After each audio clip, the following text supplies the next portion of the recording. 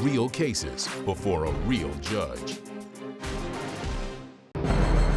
Plaintiff Amber Scouten was best friends with the defendant for over 8 years, but Amber feels the defendant is an irresponsible single mother who would rather go out and party than take care of her children. Amber is suing because instead of paying rent, the defendant went to Mexico and they almost got evicted. Defendant Melissa Peoples believes the only reason they're in court is because Amber's bitter and jealous that Melissa got to go on a free trip to Cancun with her boyfriend. Melissa refuses to pay Amber because when she returned from vacation, Amber had locked her out. Tell me what's going on. Okay, well, the defendant and I, we've been friends for over 8 years. Best friends, she was like a sister to me. But it's just the fact that she has a lot of growing up to do. She's a single mother, I'm a single mother, so we're both in the same boat. I don't feel that she puts her kids first, though. She has the mentality where she just kind of lives in the moment, does what feels good right now, and because of that mentality, we almost lost our home because we were living together. So, but that's why we're here today. Because you don't run around and hang out with her? No. Okay. I wish I could, but being a single mother, I am in college full-time, I work full-time, I take care of my kids full-time. What does she do? So you're in college? No, sir. You work full-time? I work full-time. All right. You give me some background on your association. Well, first of all, yes, I do work full-time, and we have been best friends for the longest time. And I enjoy my life, and I enjoy my relationship, but I have children, and I have fathers that take care of their children. So when I don't have them and I'm taking care of my responsibilities and my children are taken care of, I feel like I can do what I want. All right, that's what we're here to determine, whether you're taking care of your responsibilities, because she's suing you for rent and electric, right? Yes. Go ahead, tell me about that. Okay, well, as I said, she just lives for the moment. So her boyfriend paid for a trip to Cancun. And so instead of paying rent and the bills, she went to Cancun instead. But she didn't pay for it? Well, I think she paid for it while she was there because she didn't pay the rent. Did she have the money before she left? Yes. But she didn't have it when she came back? No. Well, the boyfriend didn't pay for all of it. You're giving him too much credit. Go ahead. Well, in August, she approached me and said, hey, my boyfriend's paying for this trip. So we sat down and talked about it. And, you know, I asked her, do you think you can go? Because if you take time off work, you won't get paid for that time, you know, along that line. So we had a decent conversation about it. She said, everything is fine. Don't worry about it. I have it taken care of. So that was fine. Well, September rolls around. I get a call from the landlord that the landlord told me that she had not paid August or September rent. So we sat down again, talked about it, you know, what's going on, tell me what's going on before this gets way out of proportion. No, it's fine, don't worry about it, I have it, I got it, it's taken care of. So then October rolls around, and while she's in Cancun, I got this eviction letter stating that August, September, and October rent is now behind. That's the first I've seen of that, just FYI. Yes, ma'am. It would have been the first because you were in Cancun. So I had to pay all of this money to make up for the rent, so my children and I had a roof over our head. While she was in Cancun, I called her at the hotel and said, when you come back, I will have changed the locks. This is out of control. So what ultimately happened? She called the police, so I let her in and get some stuff.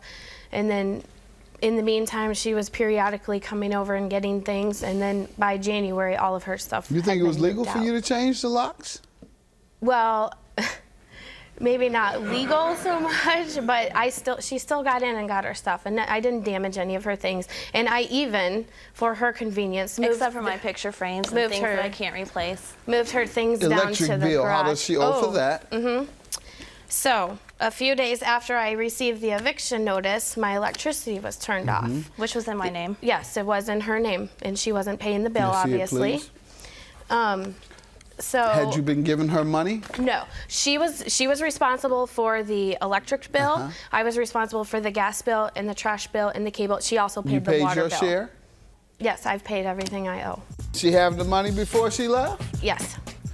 But she didn't have it when she came back? No. Well, the boyfriend didn't pay for all of it. You're giving him too much credit. Plaintiff Amber Scouten was best friends with the defendant, and she claims the defendant is more concerned about going out and partying than raising her 2 children. Now let's get to you. Well, first of all, honestly, I feel like the real reason that we're here is because she's just jealous and maybe a little bitter. Bitter? What is she bitter about? Well, because I did get to go to Cancun, and I wouldn't have been able to go if I was paying for it. I was already behind, and we talked about that. But didn't you go there with money? I went there with a little And money. you came home broke? I came home with not a lot of money. So you paid for a portion of the trip? I paid for some souvenirs and such, yes, I did. Okay. But And what is she jealous of? the jealous part is everything was fine for the first few months until me and my boyfriend started getting serious. Okay. And then it was snide comments here, rude comments there, Okay. just telling me whatever. She didn't have a boyfriend? No, she was trying to Okay. get away from the jerk. All right, I got you. So Okay. you think she was jealous of your relationship with your boyfriend? Because I think, honestly, when we first moved in, it was supposed to be like, you know, single moms, man hater, Then you- whatever. and you know, that would have been fine for me maybe 6 months ago before that in my life. But then, you know, I got serious with my boyfriend, and He would pay for your trip and watch you get put out. well, That's kind of ghetto fabulous. no, he wasn't. That's what it is. He had offered to take you out of the country on Months a before. vacation. Don't you think you should have said, well, honey, I can't afford my rent. I don't think I need to be going out of the country. And if you are willing to take me out of the country, maybe you should slide a little lat over to my rent. Maybe I should have. But you ghetto But hindsight's fabulous. 2020. You I'm wanted not to ghetto say fabulous. something, ma'am? But before Stand that- up. Sorry. State your name. Sarah Music. Nice to meet you, sir. But before that, she lived across the street from me.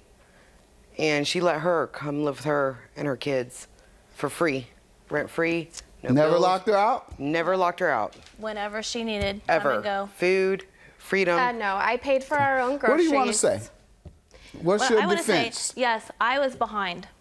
And yes, 1 month. I would have been able to pay when I got back. But I'm sorry, maybe it's the ghetto fabulousness in me. But if I can't get in my home to get my stuff, my clothes for my work so I can make money, or my children's things, or my bed, or anything like that, why should I give her a dime? Okay, so that's your defense, is illegal eviction. And what damages did you suffer aside from not being able to reside there? Any other damages? Having to hop around from home to home with my children. You should have trying thought to about find that Okay, how before old you were went your to children? Cancun and didn't pay your rent for 3 I'm months. sorry, How what was old that? are your children? I have an 8 and a 3-year-old that was living with me. All right. You say you all had to move where? Well, they had to go somewhere stable.